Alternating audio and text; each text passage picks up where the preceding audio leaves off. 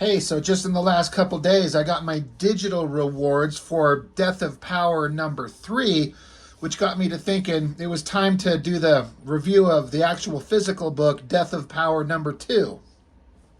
Now, I have already done book one, and if you've seen my video on that or heard of that, I mean, you know what these books are like. I mean, issue one was, these are not for everybody. You got to have a sense of humor and be interested to see something completely ridiculous and different and very adult. Very adult. Um, for those of you who may not know, there's the channel, The Cartoonist Kayfabe, the two working professional guys, Ed Piskor, Jim Rugg. They put it out there to the universe after reviewing the Death of Superman comic, like the ultimate, the big final issue where Superman ends up dying when he was fighting Doomsday, and they were talking about just how boring it is for what it's supposed to be, and they put it out there to the universe. Hey, everybody, all you creators and makers out there, draw a Death of Power Superman comic and make it actually interesting. Make it big and over the top and violent and shock us and make us just rock us to our core. And boy, did the creator of this, Kurt Burdick, the guy is one hell of a crazy, creative, interesting fella. I don't know anything about him, obviously, but just the work he puts out there, he's going to take it to some weird, crazy, like I say, a very adult places. That first issue was just basically the fight between Superman and Doomsday, and they both end up dead, but the way that they end up dead is some really messed up stuff. And you'll just have to go seek it out, go buy it from him. Ultimately, go buy the book from Kurt Burdick. Support the guy. You can check out my video where you see how violently and ridiculously over the top Superman ends up killing Doomsday and how Doomsday ends up killing Superman. Now, again, they're not called Superman and Doomsday because it's just his own thing. So it's an obvious, like, you know what it's supposed to be, but he doesn't call him Superman. His name is just Power, and it's Death of Power. So we are going to look at book two. Now, there are a double page spread in here that I can't show you. It is that bad. I think maybe what we'll do, we'll play a little experiment. When we get to it, I'm going to flip right past it. So it'll be on there for like the blink of an eye. And if you want to see it, you can like stop the video and screenshot it or something. I don't know. And we'll see if my channel gets shut down because of this. And I'll regret it all. But you can see from the cover, it starts out with Superman's headless body, something being done to it. So let's see what is within.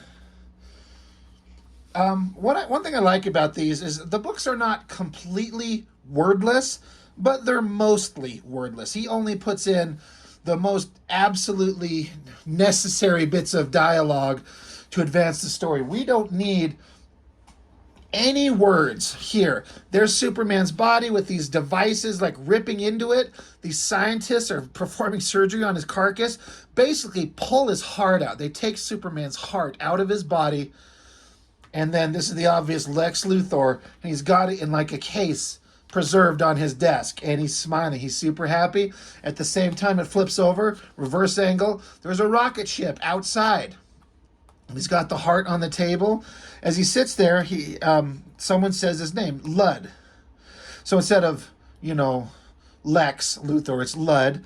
And then there's, Louise Lang. Instead of Lois Lane or Lana Lang, it's Louise Lang, which is the title of the book.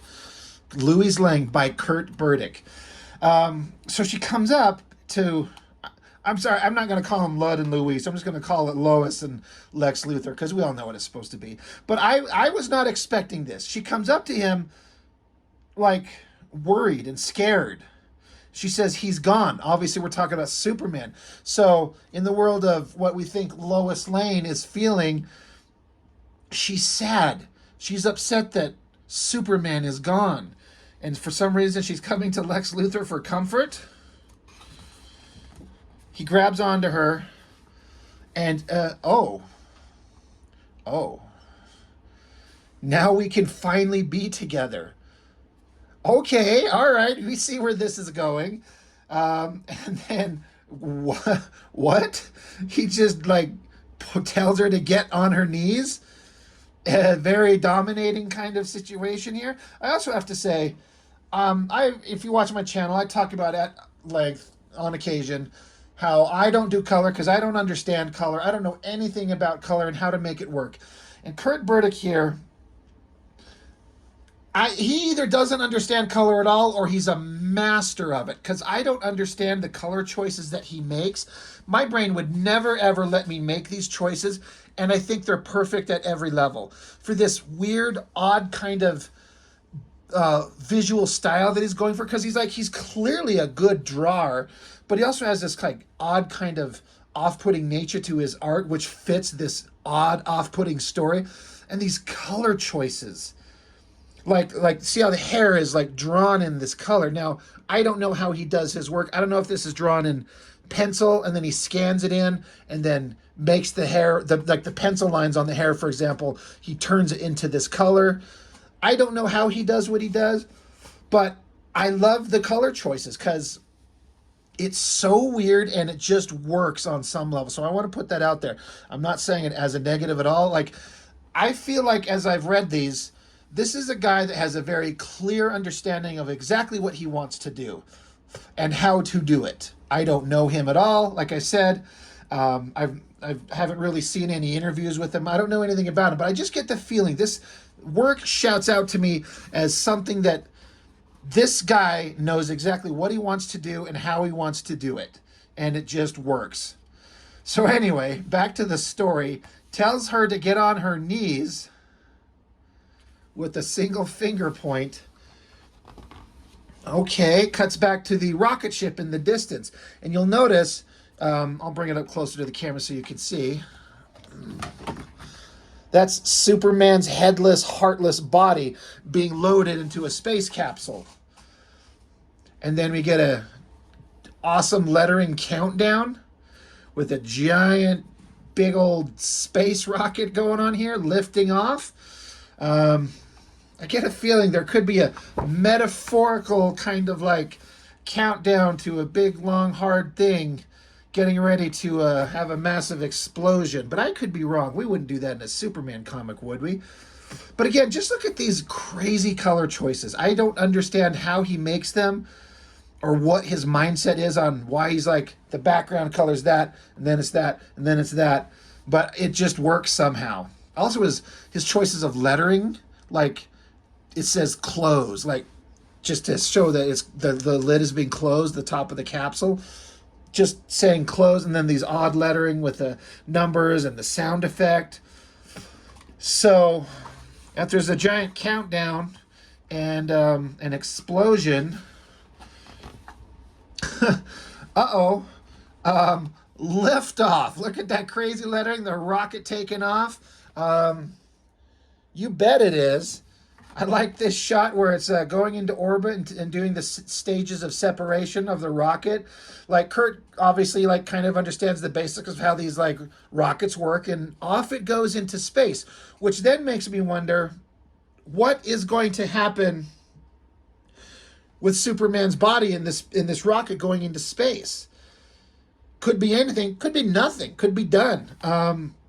Speaking of weird things, so back with these two, so the Lois Lane is now dressed up in a ridiculous Robin costume, naked. Looks like Luthor is ready for some fun, and he rings a bell. Now this next page is the one I cannot show you.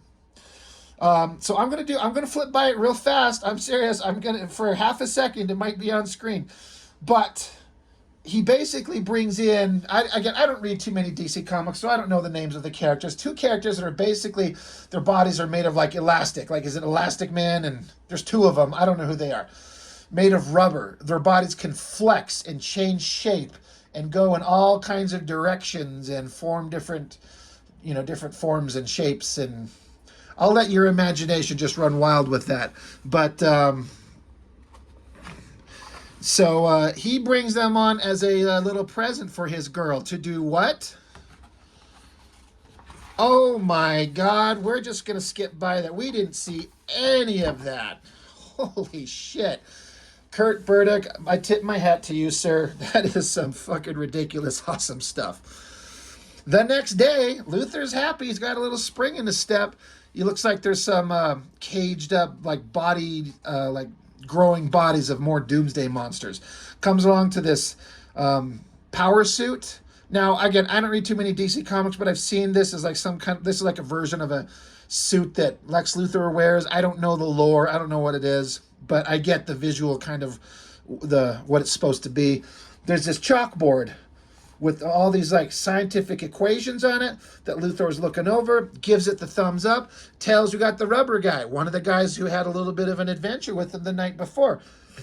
Like he goos himself into the suit, forms up, and Luthor's like, you ready? He says, ready. Again, very little words, just the ones that we need. So Luthor then flips the switch.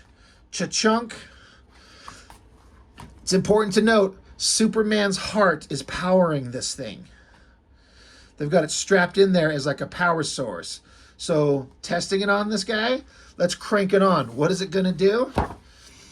Again, with the color choices to show energy, something powers up, energy like spewing out of his mouth and eyes and all his joints. He's distorted.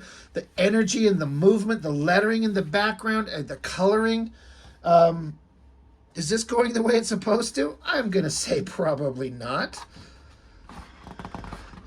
What's going to happen to whoever the hell this guy is?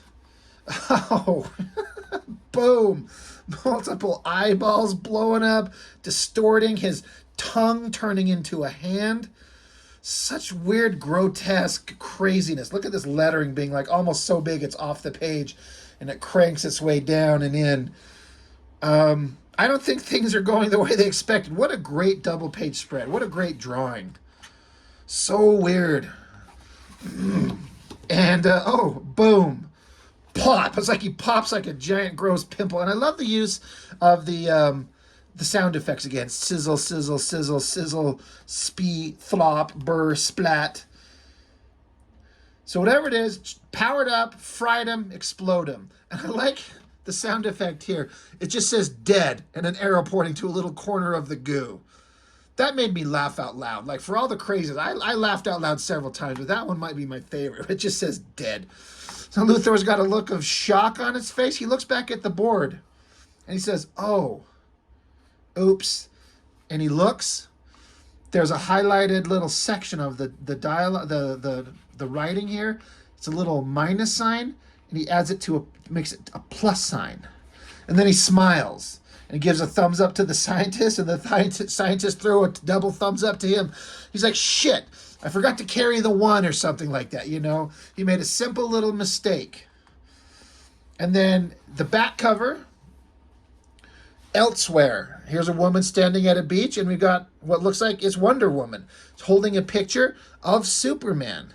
And she's caressing it with longing and like tears in her eyes, looking off into the distance, like emotional, sad that Superman's dead. The first thing I thought when I read this was, oh dear Lord God, Kurt Burdick, what are you going to do to Wonder Woman? What horrible, messed up shit are we going to see with Wonder Woman in the next issue? I presume. Who knows? I mean, I know, I've already read book 3. But I'm not going to shout that one out until I actually physically get it in hand. So, you know, not a lot of pages. You know, it's a pretty thin book, and these pages are on very thick, sturdy board.